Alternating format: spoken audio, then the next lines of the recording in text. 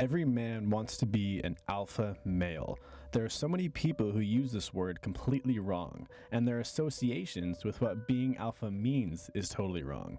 Any man who goes around saying this person is alpha and this person is beta really does not understand what being alpha is, and the very activity of calling other men alpha or beta is actually very beta. If we want to understand how to be an alpha male, it's crucial for us to understand something that I like to call frequencies. If you type in on Google frequency, you will see something that looks like this. There are three frequencies that we need to understand: beta frequency, theta frequency, and alpha frequency. A beta frequency has a lot of activity going on. There are a ton of lines going up and down, as you can see from this picture. Beta men generally have a very sporadic, ungrounded frequency where they are overly loud, they are moving too much, they are doing everything too quickly, and there is way too much going on in their brains. It's an over-aggression of their energy and consciousness. We will call this state the aggressive state. Theta frequency, however, is calm, relaxed, there isn't much going on, you are chilled out. Just imagine someone who is meditating. I like to call this state the tender state, opposed to the beta state, which is overly aggressive.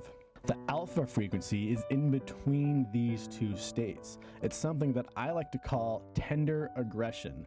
I originally got this concept from someone named Elliot Halse. Truly alpha men are not overly aggressive, contrary to what some people think being alpha is. But it's also not overly laid back where you are half asleep, yawning, and not stimulated by the environment around you.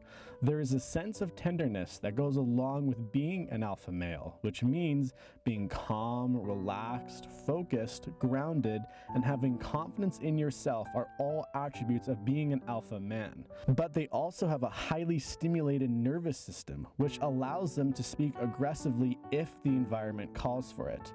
Believe it or not, there is actually a significant amount of femininity in the alpha man. An alpha man flows with the conversation. He is smooth, gentle. Women and children are not scared to be around him, but they also feel protected when they are around him. It's a yin and yang energy.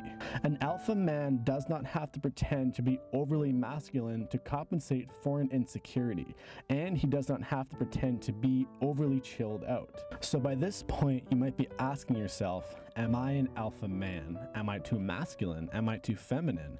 Am I too much yin and not enough yang? If you think you are too feminine, then you should put yourself in an environment where you are forced to scream and be very aggressive, like a football game, or you can simply just hit a punching bag a few times. Express yourself and unleash the beast within you. You won't reach this state by thinking your way there. You will only reach this state by feeling your way there. If you're overly masculine, then I'd suggest learning about meditation, deep breathing, having a calm presence, be gentle and tender. Again, feel your way into this gentle state. Inward confidence is absolutely everything when it comes to emitting alpha or beta frequencies. You have to be confident enough and to trust everything that is going on in your body. You have to trust your heart. Take action for self-improvement and you will become an alpha male over time. Subscribe to become a masculine man.